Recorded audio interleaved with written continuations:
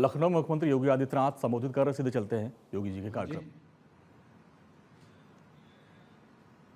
Managing director IBM India Shri Sandeep Patel जी,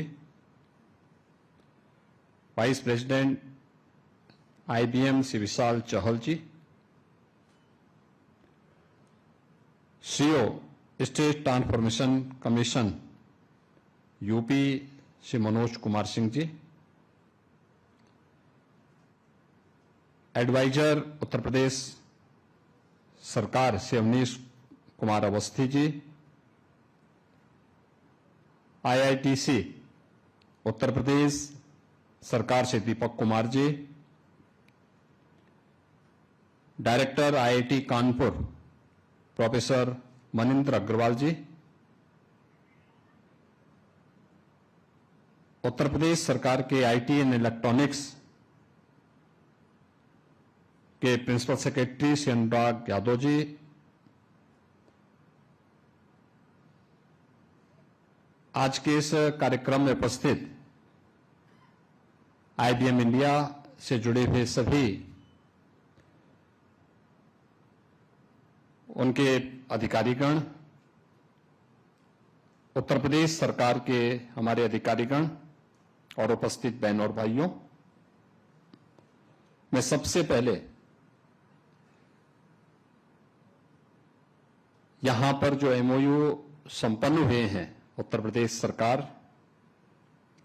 के IT and electronics विभाग के साथ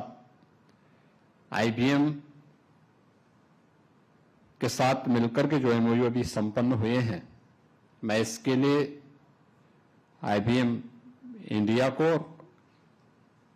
CEO IBM doctor Arvind Krishna ji और उनकी पूरी टीम को हृदय से धन्यवाद देता हूं कि उन्होंने उत्तर प्रदेश सरकार के इस इनिशिएटिव को आगे बढ़ाने के लिए वे स्वयं यहां पर आए और उन्होंने इस अभियान को अपना एक सकारात्मक योगदान दिया है।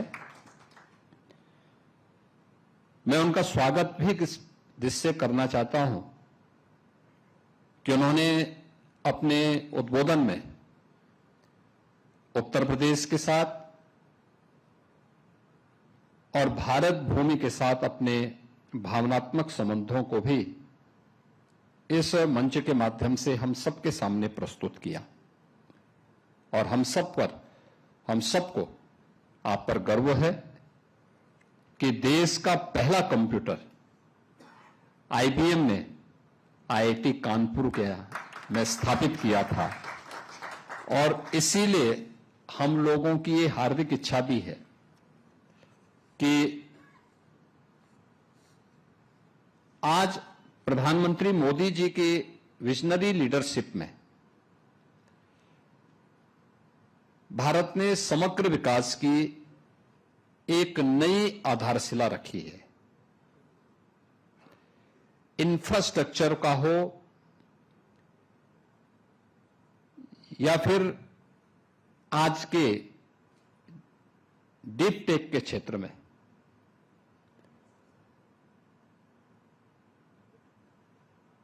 पिछले 11 वर्ष में भारत ने जिन ऊंचाइयों को प्राप्त किया है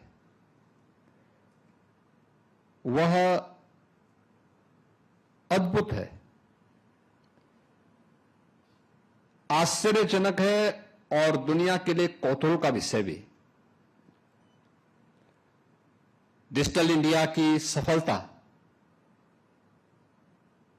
आज उसे विभिन्न मंचों के माध्यम से प्रस्तुत भी कर रही है। अभी आपने देखा होगा कि जो ग्लोबल एआई समिट का आयोजन देश की राजधानी दिल्ली में आज संपन्न हुआ था। वैश्विक नेताओं ने प्रधानमंत्री मोदी जी के विजन को सराहा, उनकी लीडरशिप में डिजिटल इंडिया की सफलता की उस कहानी को, जिसके माध्यम से 140 करोड़ भारतवासियों के सामने अपना डिजिटल पहचान पत्र उन्हें प्राप्त हुआ, जिनके माध्यम से आज 50 करोड़ लोग भारत के अंदर आयुष्मान भारत की सुविधा प्राप्त कर रहे हैं। भारत के अंदर 50 करोड़ से अधिक लोग परिवार देश के अंदर अपने अकाउंट को खोल करके डीबीटी के माध्यम से शासन की पारदर्शी बैंकिंग सुविधा का लाभ और शासन की योजनाओं का लाभ प्राप्त करते हुए दिखाई देते हैं। यानी ये सभी प्रकार की सफलताएं कल ही प्रधानमंत्री मोदी जी के मार्गदर्शन में हम लोगों ने गौतम बुद्ध नगर जनपद में प्रदेश की पहली सेमीकंडक्टर यूनिट का आधारशिला भी रखी है। मुझे गत वर्ष आईआईटी कानपुर में जाने का अवसर प्राप्त हुआ था और आईआईटी कानपुर में जाकर के डीप टेक पर आधारित उस कॉन्फ्रेंस में मुझे भाग लेने का अवसर प्राप्त हुआ था। आईआईटी कानपुर से आपका पुराना संबंध है और आईआईटी कानपुर आप जैसे अपने पुरातन छात्रों पर गौरव की अनुभूति भी करता है और इसीलिए जब आईआईटी कानपुर के डायरेक्टर से हमारी बात हुई, क्योंकि हम लोग मेडटेक पर मिलकर के काम कर रहे हैं, अभी हम लोगों ने उत्तर प्रदेश सरकार के हाल ही में हुए पास हुए बजट के माध्यम से हम लोगों ने रोबोटिक के लिए भी सेंटर ऑफ एक्सीलेंस के लिए धनराशि की व्यवस्था अपने स्वयं के उत्तर प्रदेश सरकार के बजट में रखा है। इससे पहले ड्रोन टेक्नोलॉजी के लिए भी सेंटर ऑफ एक्सीलेंस की स्थापना के लिए उत्तर प्रदेश सरकार ने बजट में अपने धनराशि की व्यवस्था रखी थी। हर एक सेक्टर में हम जो कार्य कर रहे हैं आज वह उत्तर प्रदेश के अंदर हम सबको देखने को मिल रहा है। भारत की सबसे बड़ी आबादी का राज्य जिस तेजी के साथ आगे बढ़ा है, उसमें प्रत्येक सेक्टर में आज यूपी का इंफ्रास्ट्रक्चर हो, टेक्नोलॉजी का बेहतर उपयोग करते हुए उत्तर प्रदेश के अंदर प्रत्येक तबके के लोगों के बारे में मैंने अभी हाल ही में विधानसभा सत्र के दौरान 2 उदाहरण दिए थे। टेक्नोलॉजी का बेहतर उपयोग करके या एक टूल्स का उपयोग करते हुए कैसे हम एक आम नागरिक के जीवन में परिवर्तन ला सकते हैं, इसके कुछ उदाहरण भी प्रस्तुत किए थे। मैंने एक उदाहरण दिया था वहां पर और वह था